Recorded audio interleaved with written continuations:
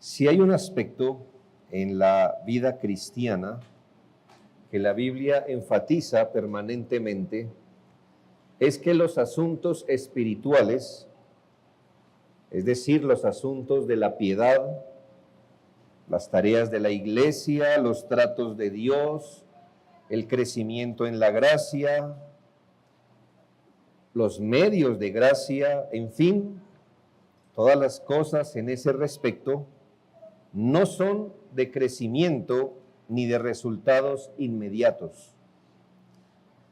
Hasta el lector superficial de la Biblia empieza a familiarizarse con conceptos de agricultura que remarcan esta verdad: siembra, cosecha, semilla y fruto, noche, amanecer, lluvia temprana, lluvia tardía, edificación, crecimiento, hasta la plenitud y la gloria.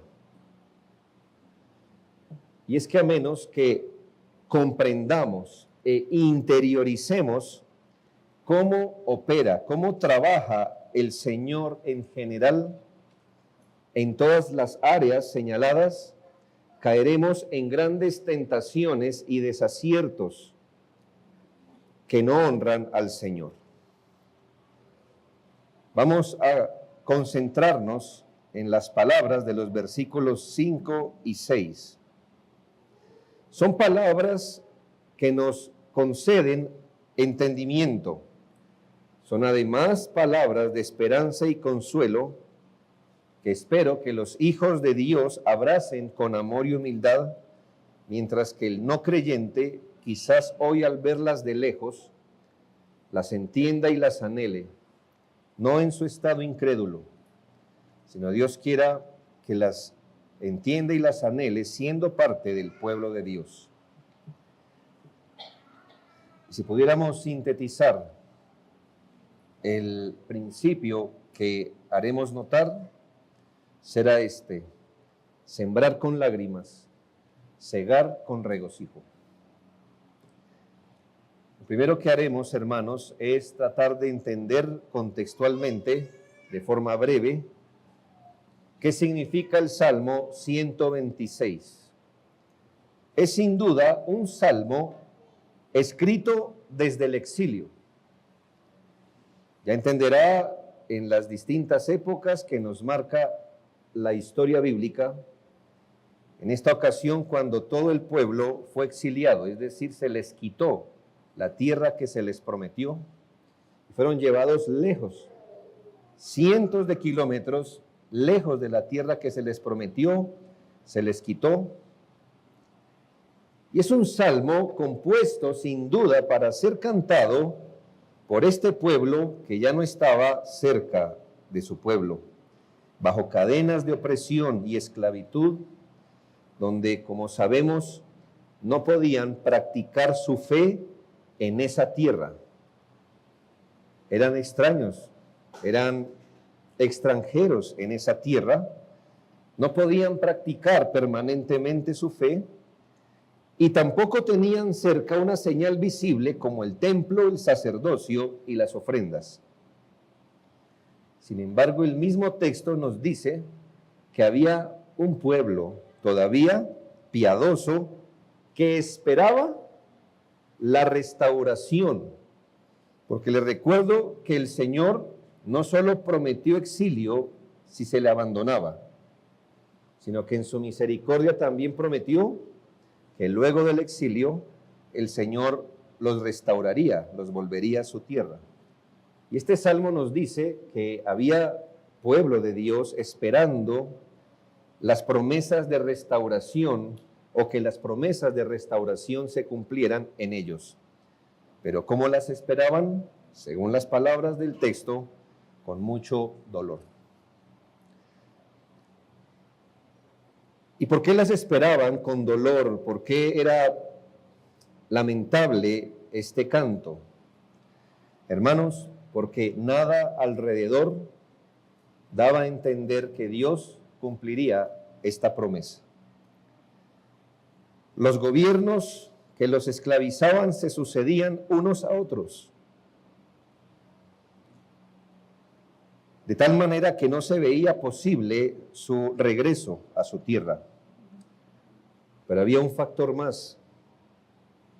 Ese pueblo que fue exiliado se empezó a diluir progresivamente entre cada una de las naciones donde fueron llevados. Es decir, se diluyeron, adoptaron sus costumbres, se casaron con la gente del exilio y ya no tenían ninguna identidad. Pero el Señor había dicho que los regresaría, que había guardado esa parte de la promesa para ser cumplida. Por eso en el versículo 1 se aprecia una oración, digamos un suspiro y hasta un sueño. Cuando Jehová hiciere volver la cautividad de Sión, seremos como los que sueñan. ¿Entiende, hermano? Unas palabras sentidas. Es una oración, no sé, un suspiro, un sueño. ¿Qué será cuando el Señor quite nuestra cautividad y nos vuelva? Sin duda que había una esperanza futura, pero la verdad era más bien como un suspiro. Ese día en que soberanamente se ordenaría, según Isaías 61:3, que a los afligidos de Sión se les dé gloria en lugar de ceniza, óleo de gozo en lugar de luto, manto de alegría en lugar de espíritu angustiado, y serán llamados árboles de justicia, plantío de Jehová para gloria suya. Entonces, como dice el Salmo en cuestión, versículos 2 y 3, cuando llegue ese día, entonces nuestra boca se llenará de risa, nuestra lengua se llenará de alabanza. Entonces dirán entre las naciones, de paréntesis, en las que hemos sido esparcidos, grandes cosas ha hecho Jehová con estos, grandes cosas ha hecho Jehová con nosotros, y estaremos alegres. Pero esto es una esperanza, hermanos, que se veía lejana. Por eso en el versículo 4 hay una sentida petición. Haz volver nuestra cautividad, oh Jehová, como los arroyos del Negev. Esta ya es una oración propiamente dicha. Mira nuestra esperanza, pero haz esto, Señor, haz volver nuestra cautividad como los arroyos del Negev. Es una oración pidiendo misericordia al Señor.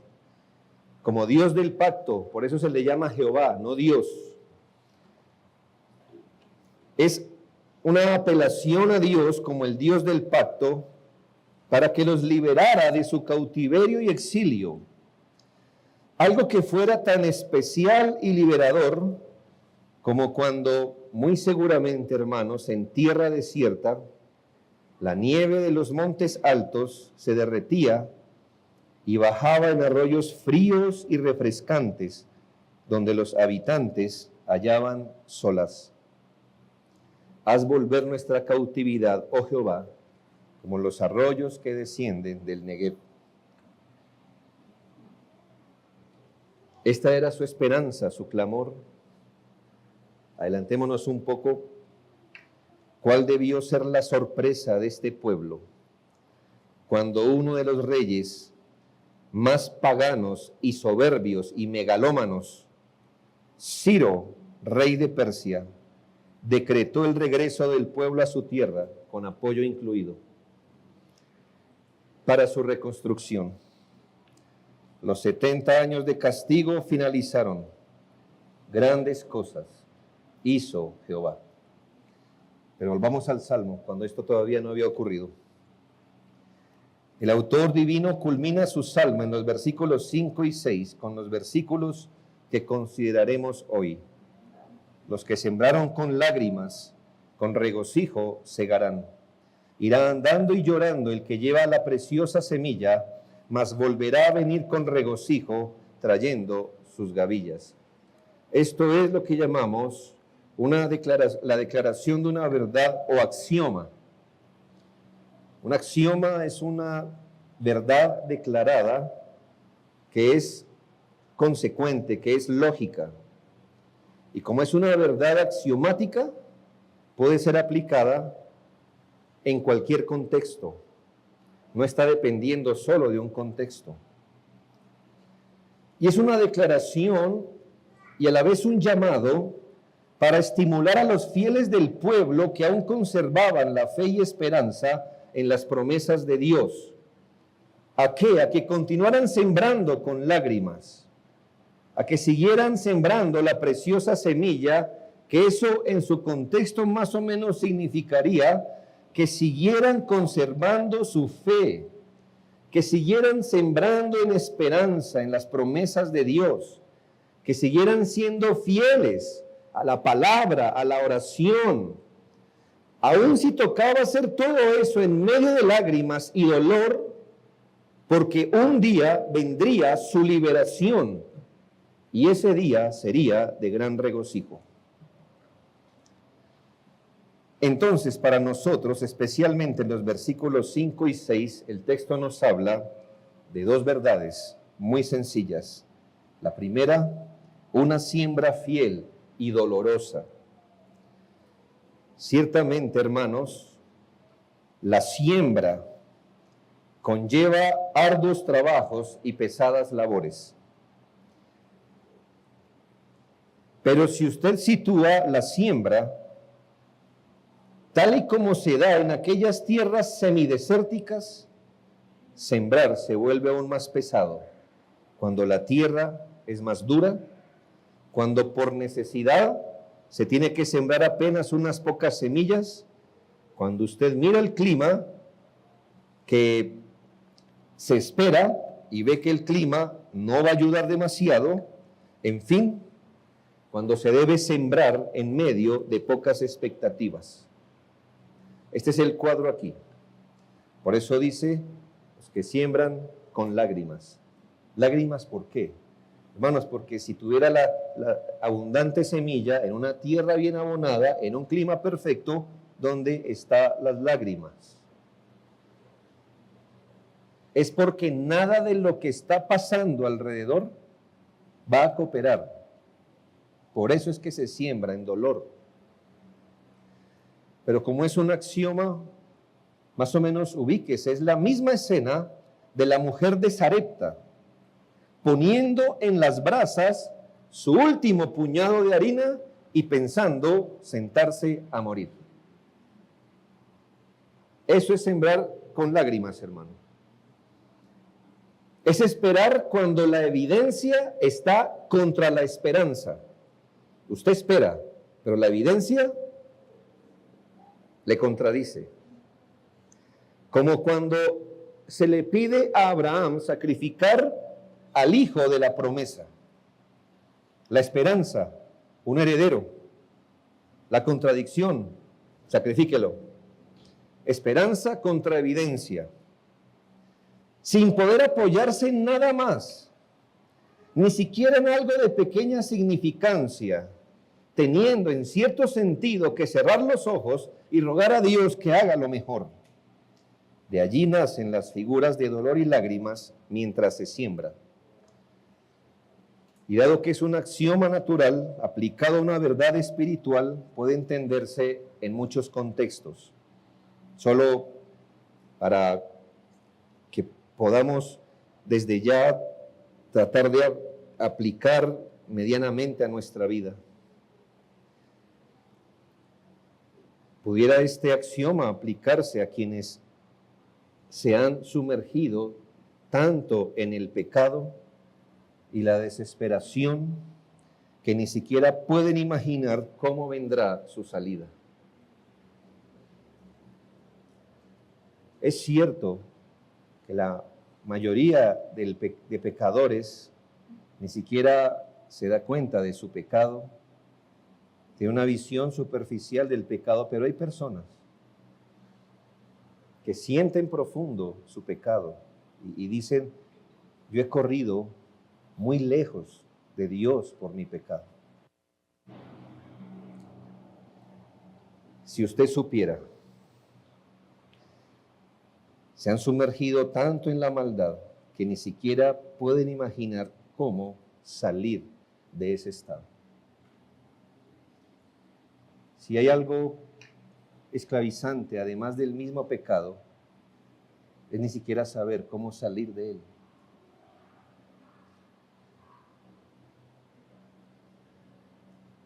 Como el hombre que es adicto a las drogas, o el borracho quizás, para poner ejemplos exagerados, que después les embarga una punzadas de conciencia y todavía dicen, ¿y cómo salgo de esto? Solo suspiran, quizás miran al cielo, elevando pequeñas oraciones. Quizás sea la condición de algunos aquí esta mañana, trayendo apenas los restos de su ánimo o fuerza. También este axioma pudiera aplicarse a la vida cristiana de santificación. Cuando el pecado, hermanos, todo creyente dirá en su corazón, amén a esto, cuando el pecado parece más abrasador y más fuerte que la gracia que se ha sembrado. Creyentes que experimentan el desánimo de una caída o reincidencia en el pecado, terminando el día con los restos de una fe que sienten marchitar. Por supuesto que este axioma también puede aplicarse igualmente a todos estos trabajos que hacemos por mantener la fe en la familia, por ejemplo, por ver hijos en el Señor, por andar sabiamente, por tomar las mejores decisiones acordes a nuestra fe, por apoyar los programas de la iglesia, por ser útiles en el reino de Dios. Todos testificaríamos que en cualquiera de los escenarios que acabo de plantear y otros que no he planteado, las cosas no pasan tan rápido ni tan fácil, ¿verdad? Ahora bien, para cerrar este punto, observe con cuidado la realidad que presentan los versículos 5 y 6, ambos en su primera parte. Esto es lo que se llama, hermanos, un paralelismo. Es decir, cuando un texto dice lo mismo que el otro, más o menos en diferentes palabras, solo para enfatizar la verdad. La primera parte de ambos versículos, los que sembraron con lágrimas. Y el 6, irá andando y llorando el que lleva la preciosa semilla. Note algo especial, ya hablamos de las lágrimas y de lo duro, pero note algo, que las duras circunstancias de la siembra y el dolor, descritas aquí quizás por todas las contradicciones y males en medio de los cuales estaba sembrando, no detuvieron la siembra. ¿Sí lo notó? Los que sembraron con lágrimas, estaban llorando y sembrando también. Muy importante.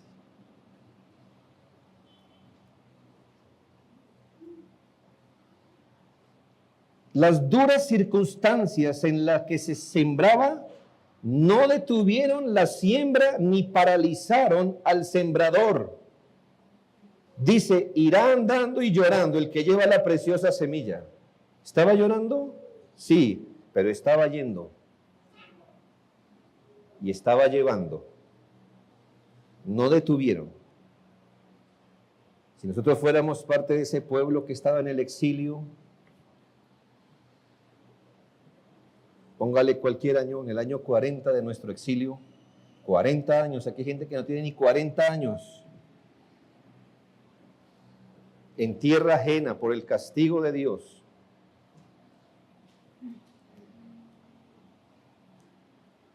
Y usted dice, se acerca un gran ejército a invadir, a tomar el control del mundo. Y cuando lo hacen, ahora la esclavitud suya es doblemente peor que la anterior. ¿Cómo se supone que mantendríamos nuestra fe y nuestro ánimo así?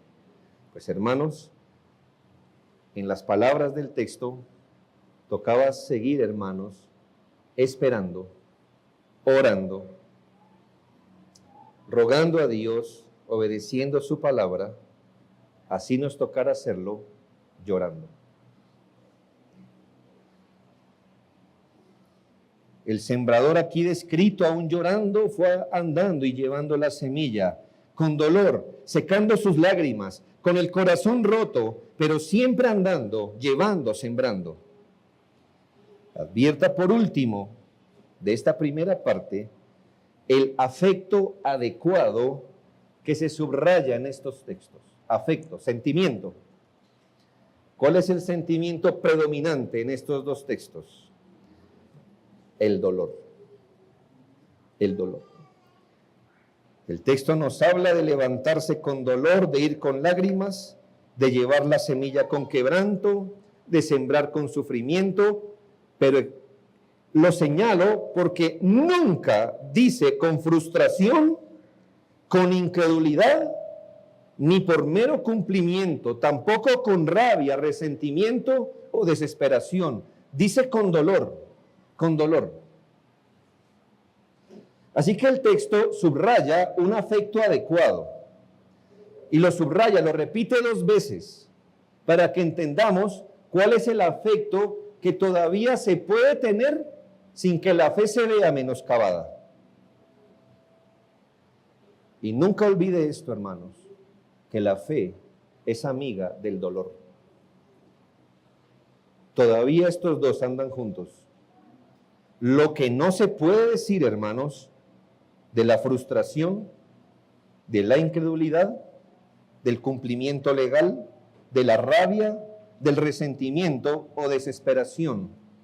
Pues no dice el texto, los que sembraron con incredulidad, ni dice los que llevaban la semilla con frustración, los que sembraban por mero cumplimiento, porque pues hay que orar porque Dios dijo y pues ¿qué más se hace? Ni los que sembraron con rabia, ni con desesperación, hermanos, sino con dolor. Porque la fe es amiga del quebranto de corazón. Pero la incredulidad, la frustración que paraliza, la impaciencia que apresura carnalmente las cosas, no son amigas de la fe. Por eso dice el Salmo 51, 17, texto conocido, los sacrificios de Dios son, ¿qué?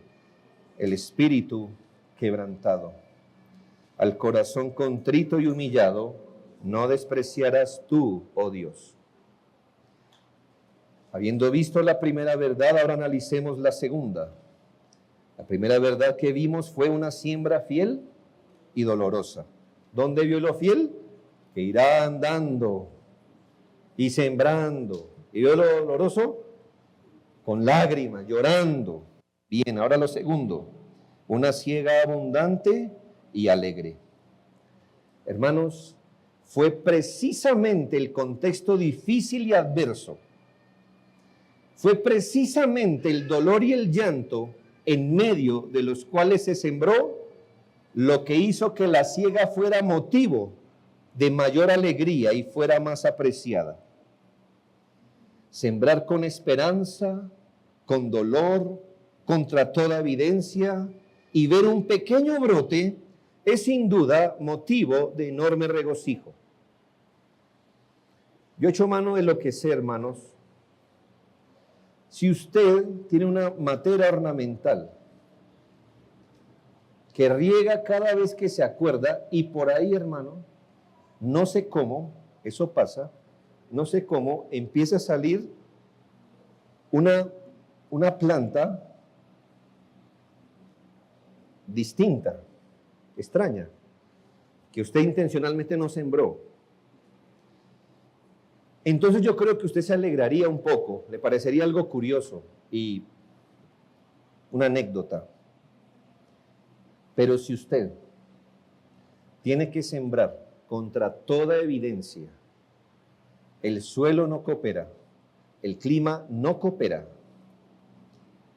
y usted ve un pequeño brote, entonces seguro que eso sí le da regocijo. Bajo un contexto, hermanos, que no favorecía la siega, pudieron apreciarse bendiciones regocijantes, como que fue evidente, por ejemplo, que la cosecha había venido de Dios. Es evidente, hermanos, que si el sembrador sembró llorando, contra toda evidencia, y no solo tuvo una cosecha, sino una cosecha abundante, la pregunta es, ¿de dónde vino? Sino de Dios mismo. Regularmente así obra el Señor en nuestras vidas, en nuestras almas. De lo contrario, somos tan necios que algún crédito le daríamos a algún recurso natural. Y por eso, hermanos, ciertamente es una verdad, es un axioma, que la manera de sembrar es con dolor, cuando no hay evidencia. Porque si la hubiera, nuestra carne es tan débil que diríamos, fue por eso. Vamos a suponer que usted tiene la semilla mejor, aunque el terreno no lo sea, aunque el clima no lo sea, aunque no se le cuide, si la semilla es la buena, ¿usted qué diría? Bueno, pues, no es todo, ¿no? Pero, pues la semilla que puse fue buena. Ah, bueno. ¿Sí ve? Mientras algo tenga usted, la tendencia es a adjudicarle a estas cosas. Por eso, cuando el Señor deja sin nada a la viuda de Sarepta, ¿a qué le podía adjudicar seguir sacando pan? ¿A qué? ¿A qué? Hermano, a Dios, punto. Ah, no es que usted deja aquí el aceite y mañana le llega el segundo litro, ¿verdad? No, así no funciona. Vamos a esperar, contextualizando, que después de este rey pagano venga otro judío y nos deje salir. Eso nunca fue posible. Regularmente así obra el Señor para que no le demos crédito a ningún recurso terrenal. No los desconocemos, pero es evidente que el que siembra con dolor sabe que la cosecha ha venido de Dios. Es cuando Dios nos despoja a nosotros mismos y nos deja sin recursos, que luego al recibir una respuesta sabemos que fue de Dios o de Dios, pues por ningún otro lado había esperanza. Y lo segundo es que el fruto, esta es una de las bendiciones regocijantes, no solo saber que la cosecha vino de Dios, sino que el fruto correspondió exactamente a lo que se esperaba. Cuando nos asentamos en la voluntad revelada de Dios, es decir, la palabra, y sembramos oraciones, obediencia, fidelidad, perseverancia, aún en medio del dolor, nos regocijamos al ver que Dios nos ha dado justo la cosecha adecuada. Eso en palabras del Nuevo Testamento está en 1 de Juan 5, 14 al 16. Y esta es la confianza que tenemos en Él, que si pedimos alguna cosa conforme a su voluntad, Él nos oye.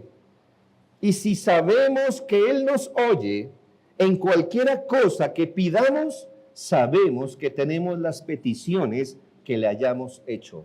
La pregunta es, ¿el que siembra correctamente puede esperar la cosecha adecuada? Sí, hermanos. Lo que le estoy diciendo es que en el caso del pueblo, si estaban esperando de Dios la liberación, ¿cuál fue la cosecha?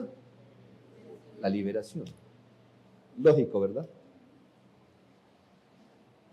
Pero ¿cómo sabían que su esperanza era una esperanza correcta? ¿Cómo sabían que no era un capricho de su corazón esperar exactamente eso? Porque la palabra de Dios había hablado y había dicho, después de 70 años, yo los saco. ¿Nota? Entonces dice la Biblia que esa es la confianza que nosotros tenemos, que al pedir conforme a lo que está escrito, tenemos la confianza de Dios de recibir lo que pedimos, que Él nos oye, porque la oración correcta es exactamente eso, pedirle a Dios lo que Él nos dice que le pidamos. Y si yo le digo a usted, no le pida a nadie más esto, pídamelo a mí. Y si usted viene y me lo pide, pues justo le doy eso, porque me he comprometido a esto. Y eso es importante, hermanos. Es incorrecto cuando usted espera algo que Dios nunca le prometió. Hermano, ¿en algún versículo la Biblia promete salud completa y permanente a alguien? Bueno, hermano. Yo estaba esperanzado, lo lamento. Puso su esperanza en su propia expectativa. Dios dice que nos dará gracia para soportar la enfermedad. Bueno, entonces pida gracia. Cuando usted pide gracia, ¿qué le va a dar el Señor? Gracia, porque Él dijo, pídame gracia, que yo se la doy. Conforme a su voluntad. Porque aunque usted tenga voluntad, Dios también la tiene. Y Él es infinito. Ahora note estos contrastes. ¿Nota alguna diferencia entre lo sembrado y lo recogido? Claro, hermanos. No solo se sembró la preciosa semilla, mire el contraste, sino que luego, ¿qué se segó? Según nuestro texto, se segaron gavillas. Para el citadino común no le dice nada, pero las gavillas eran los manojos en las que se amontonaba la cosecha. Entonces se amontonaban en paquetes, me imagino que eso se hará hoy, se envuelven y se van acumulando las gavillas. ¿Qué se sembró? La semilla. ¿Qué se recogió? Las gavillas. No solo se obtuvo fruto. Hermanos, si una semilla da un fruto, agradezca, pero aquí dio fruto abundante. No solo vino la cosecha esperada, sino que fue muchísimo más de lo que el sembrador pudo haber anhelado. Hubo gozo y regocijo porque el fruto lo trajo el Señor, porque el fruto correspondió a lo que se esperaba, pero más allá de toda expectativa.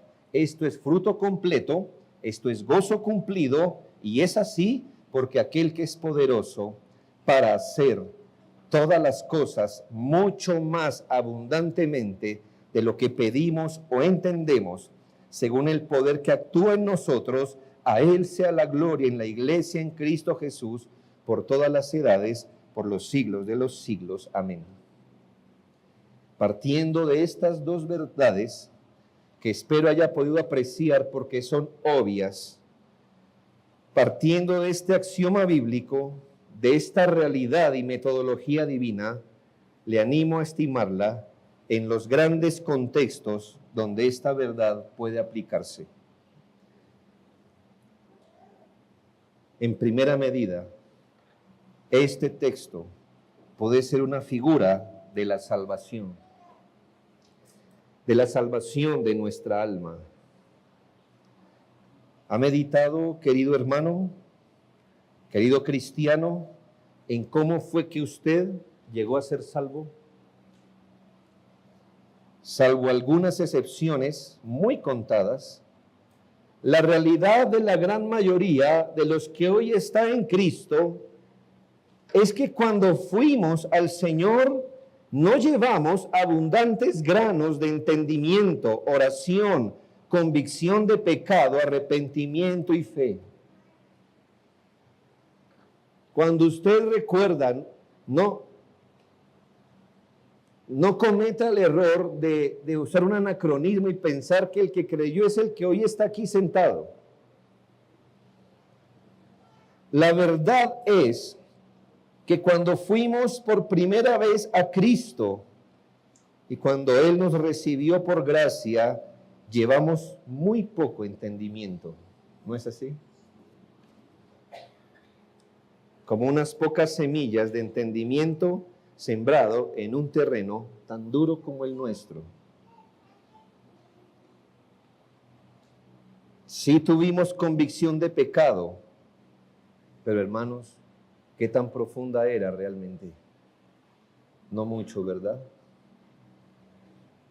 Eran unas pocas semillas de convicción de pecado. Quizás sí fe, por supuesto, debía haber, pero al comienzo probablemente era una fe temblorosa, pero con muchas dudas además. Quizás lo que usted llevó a Cristo principalmente fue los restos de un ánimo quebrantado y muchas inquietudes. Pero todo esto fue puesto en manos de Dios por pura gracia. Y la pregunta es, ¿y qué hemos cosechado? Dones de gracia que hasta el día de hoy seguimos comprendiendo. Una salvación tan grande, vida espiritual, nueva creación, una nueva naturaleza, justificación, reconciliación, adopción, el don del Espíritu y tantas cosas más, a cambio de unas tan pocas semillas llevadas al Señor.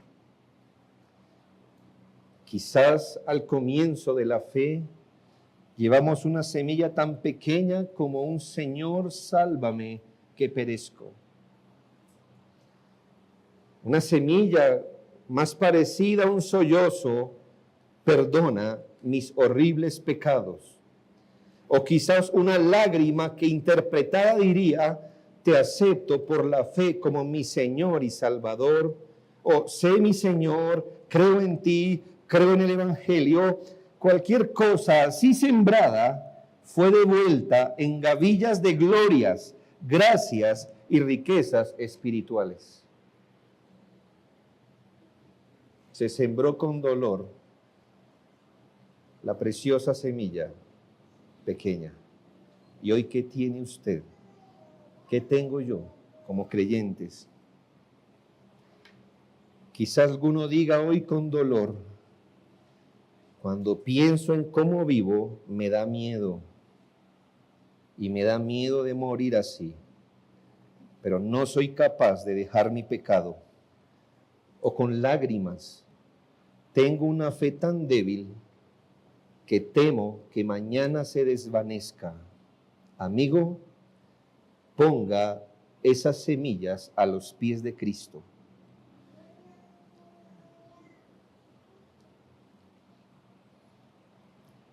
Aún si tiene que ponerlas con vergüenza a los pies de Cristo. Aún si tiene que ponerlas con dolor y quebranto. Ponga unas pocas semillas de expectativas de salvación. Deposítelo ante el Señor con fe humilde y arrepentimiento en el corazón. Y el Señor, que es experto en quebrantos, le levantará una salvación que hoy usted ni siquiera imagina.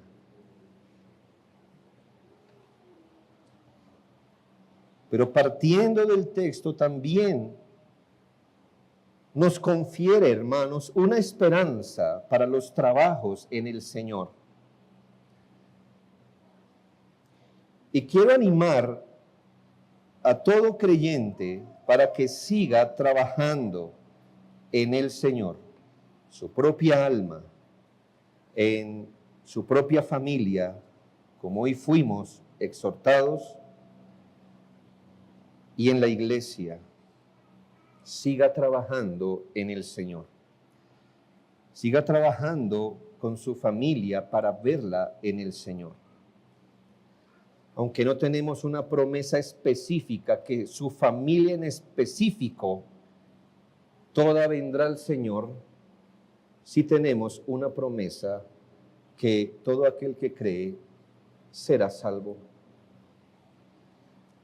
Aunque tenga hijos pequeños, en quienes usted aún no puede ver el profundo efecto de la crianza en piedad, y usted sea como ese sembrador que dice, ¿estoy yo haciendo algo? ¿Veré algo? Aunque algunos, pese a la constante exposición al Evangelio, no hayan sido tocados por la gracia, aunque un cónyuge inconverso sea indiferente, duro o desalentador, siembre, aun si le toca sembrar en medio de dolor y lágrimas, porque así está supuesto que sembremos.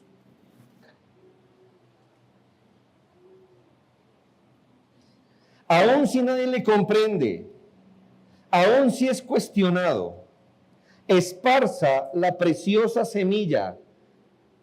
Dolor cabe todavía, pero esparza la preciosa semilla y no se detenga. Vaya, lleve la semilla hasta donde Dios le permita. Es poca, es cierto. El terreno es hostil, sin duda, pero siembre con la esperanza de estar usando los medios divinos, sabiendo que Dios puede hacer algo mucho más abundante de lo que espera.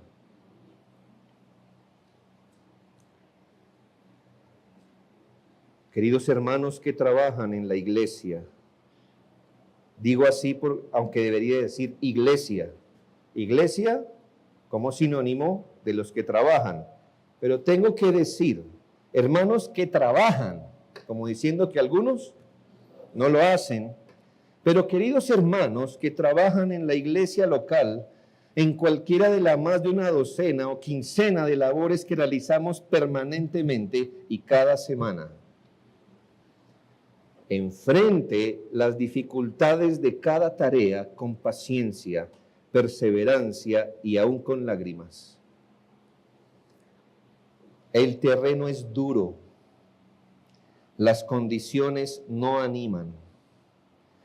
A veces, no sé si le parece, que por más que se trabaja, no se aprecia ningún resultado.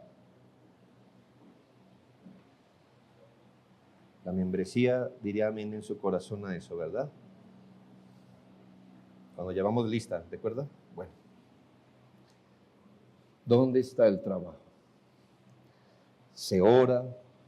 Aquí hermanos, hay hermanos.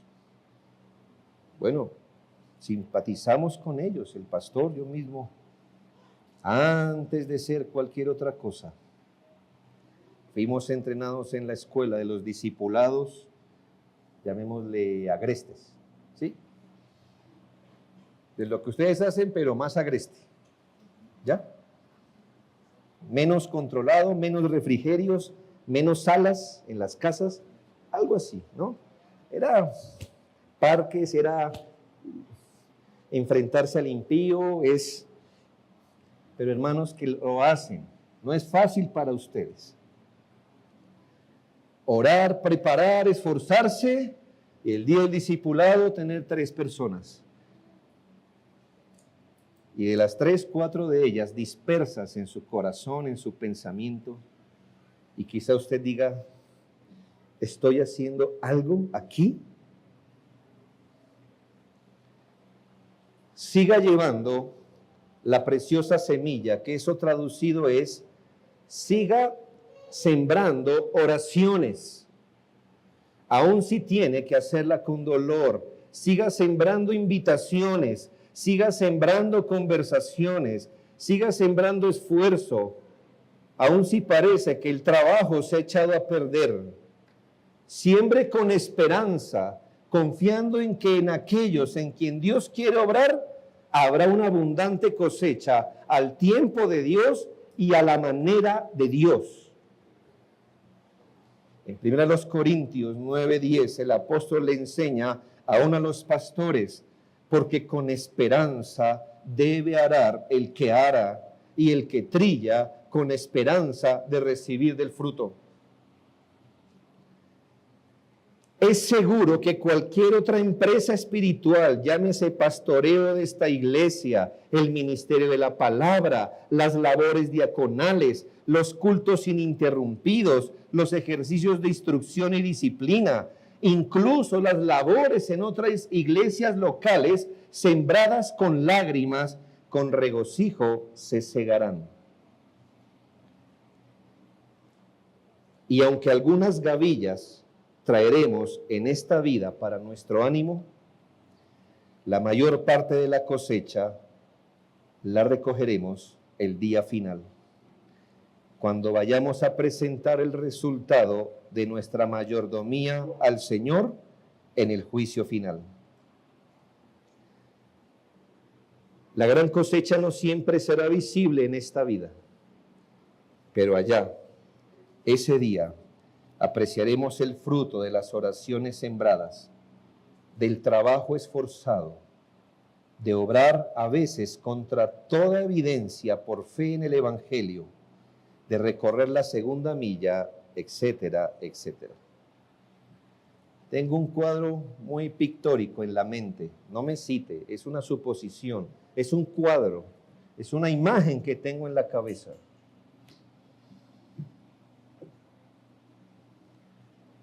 Imagine, querido hermano, que trabaja, que invita, que ora, que ha sembrado, que ha esparcido la preciosa semilla.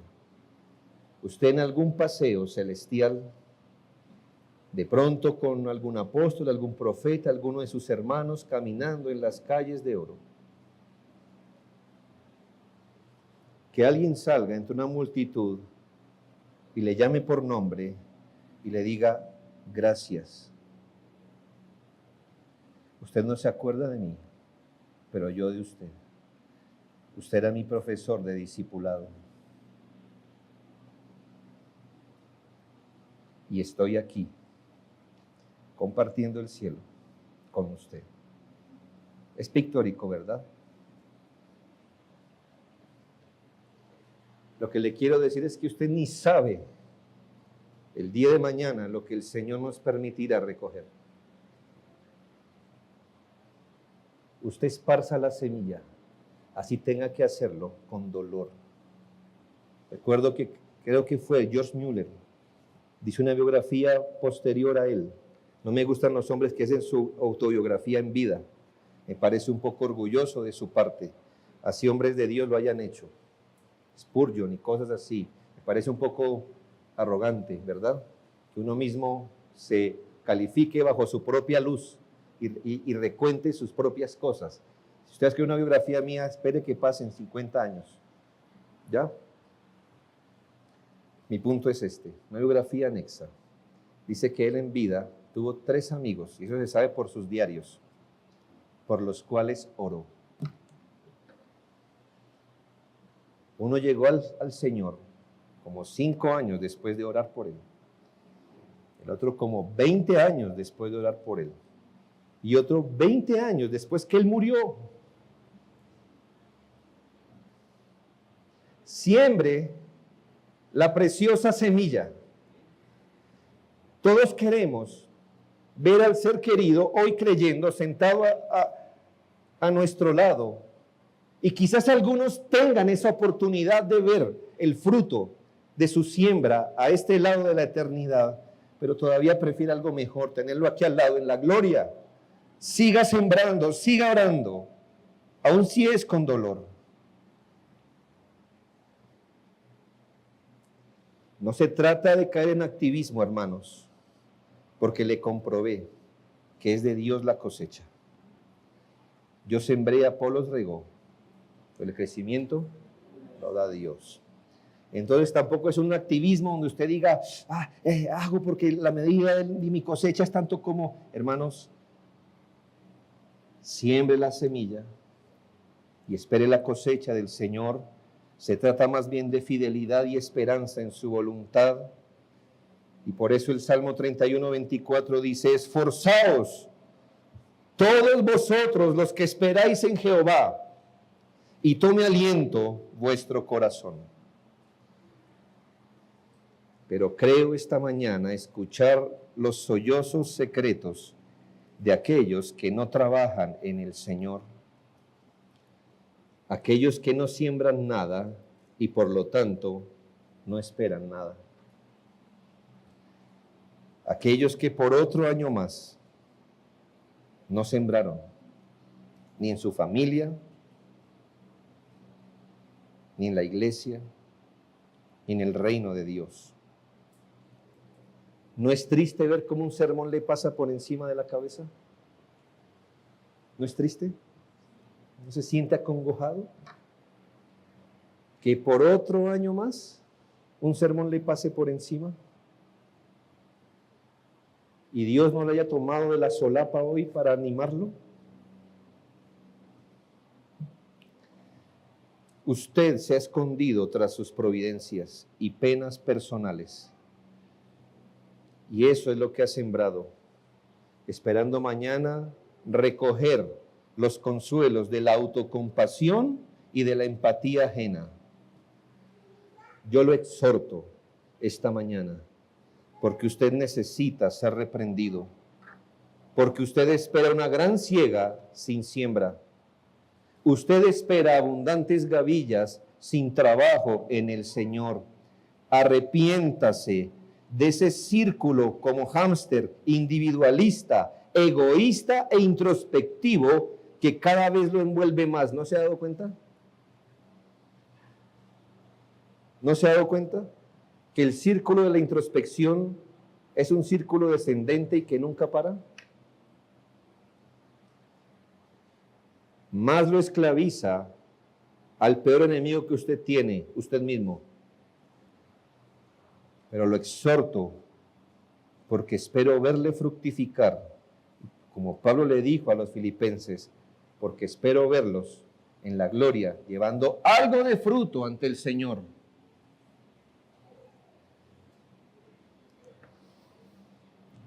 Por último, o penúltimo, le animo a que no olvide los afectos y las obras correctas. Permítame recordárselos para que no pierda esa recompensa gloriosa. Lo primero es que es necesario sembrar la semilla correcta, lo que el Salmo le llama la preciosa semilla. Yo entiendo, hermanos, que bajo una parábola la semilla es la palabra de Dios, ¿está bien? Pero en este contexto, la semilla es cualquier otro asunto de piedad que se siembre para recibir algo. Siembra la semilla correcta, es decir, la preciosa semilla. Nadie puede esperar fruto espiritual de una siembra carnal. Nadie puede esperar cosecha de bendición sembrando mundanalidad y descuido. Eso no es fe, hermanos. Eso es torpeza. No, quiero ser un hombre más piadoso, viendo novelas, sí. Lo suyo no es fe. Lo suyo es pura torpeza. Aquí ni un niño haría eso, ¿no?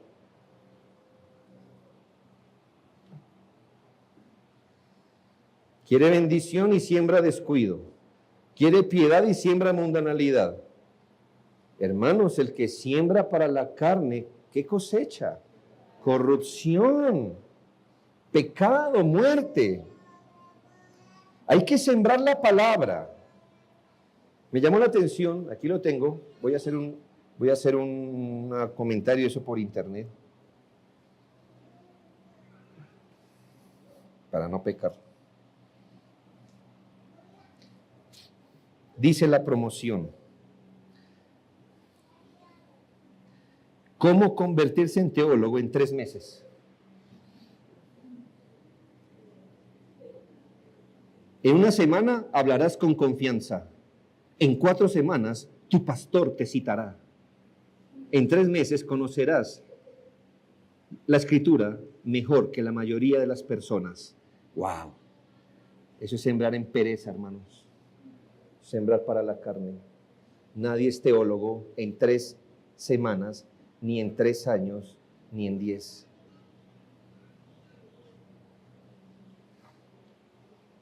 Nadie. Lo digo, hermanos, solo un solo ejemplo, que hermanos quieren tener dominio sobre el pecado y su semana se la pasa involucrado en Instagram, en TikTok y cosas así. ¿En verdad? ¿Me dice piedad? Siembre la semilla preciosa, es decir, la semilla correcta de piedad, lo que necesita. Hay que sembrar la palabra, el evangelio, sembrar en oración, en obediencia, en la esperanza de la voluntad de Dios, en tener su mente en la voluntad de Dios. Hay que sembrar en buen trabajo. Yo no sé si el Señor nos hará una iglesia grande o mediana, pero si lo va a hacer a través de sembrar la buena semilla. Hacemos lo que debemos con los materiales correctos y esperamos en Dios todo aquello que corresponde a su carácter. Entonces no sé cuál será su respuesta específica.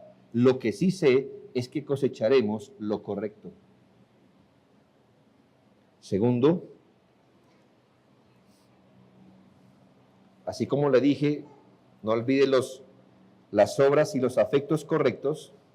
Las obras, siembre la semilla correcta. También ande, vaya, lleve la semilla con perseverancia. No solo el texto nos dice que se siembra, sino que se lleva la semilla con perseverancia. Lo que nos está indicando el esfuerzo en la gracia con el que debemos sembrar la preciosa semilla. Hermanos, cuán insensato es esperar una gran cosecha de una siembra descuidada. Padres tienen ambiciones grandes para sus hijos.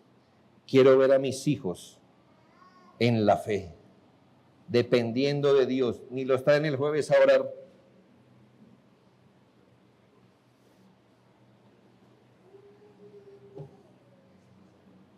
He ido a algunas iglesias donde en el culto de oración van solo los adultos. Y me pregunto, ¿y los niños? No, es que lo hacemos un poquito más tarde para dejar a los niños durmiendo. Sí, déjelos durmiendo. En la adolescencia permanecerán dormidos. Yo no sé si después de eso un hijo sea creyente, pero créame que si va a ser creyente, no es apartándolo de los medios de gracia. Eso sí es una imaginación muy grande. ¿Cómo le digo, hermano? El mago de Oz, que espera con una varilla fe, para mi hijo, para mi hija. Aunque no, hermanos, quiero ver a mis hijos en la fe y no les enseñan la fe cada día. No se las enseñan y los quiere ver en la fe. Quiero ver a mi hijo en el Señor y no los exponen a la predicación cada domingo. Ni siquiera los anexan a un discipulado de media hora semanal. Y los quiere ver en la fe. Lo suyo no es fe. Es de la incredulidad más mágica que conozco. Gente como usted contratan en Pixar y en Warner Bros. Y en Disney para hacer esas cosas. Así no recogerá la preciosa cosecha. Sembrador perezoso, aún así quiere estirar la mano y tomar trigo abundante del costal en el que no ha trabajado. Sí, esfuércese sin activismo, trabaje sin la presión de un logro carnal. Siembre y espere, aun si lo hace con dolor. Vaya con la semilla, una y otra vez. Dios dijo que el final es hermoso y eso creemos. Ahora el afecto. Recordemos que se siembra con lágrimas, no con frustración. Se siembra con quebrantamiento, pero no con ira, con incredulidad o con impaciencia. ¿Entendemos el punto? Hablemos del hijo. ¿Qué es sembrar con frustración? Venga para acá, le enseño. ¿No aprendió el versículo? Sí, hermano. Con dolor, dice la Biblia. con frustración, con impaciencia, entre más versículos le atranque a mi hijo en la cabeza, más, hermano, pues más se sabrá versículos, no más. ¿Me hago entender? Es cierto que en esta dura tarea nos frustramos, nos impacientamos o nos ofuscamos, pero hermanos, esos no son los afectos del sembrador. Cambie frustración por dolor, su impaciencia por lágrimas, su ofuscación por clamor. Y recuerde que el Señor, viendo un pueblo rebelde como Israel, dijo el evangelista, y al ver las multitudes, tuvo que, ¿sí, hermanos? ¿Tenía para sentir frustración? ¿Ira? ¿Pero qué tuvo, hermanos? Compasión, porque estaban desamparadas y dispersas como ovejas que no tienen pastor. Nunca olvide ni la labor adecuada, ni los afectos adecuados. Y con esto he terminado el sermón. No es así. Porque como dice Cantares, a lo lejos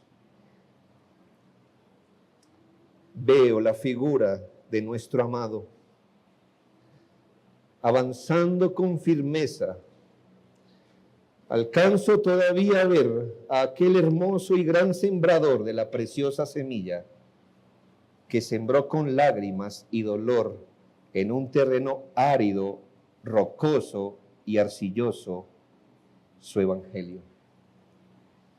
Un varón de dolores y experimentado en quebranto. ¿Cómo debió ser sembrar el evangelio en este mundo para Cristo? El terreno duro, los hombres duros. Los hombres amaron más las tinieblas que la luz.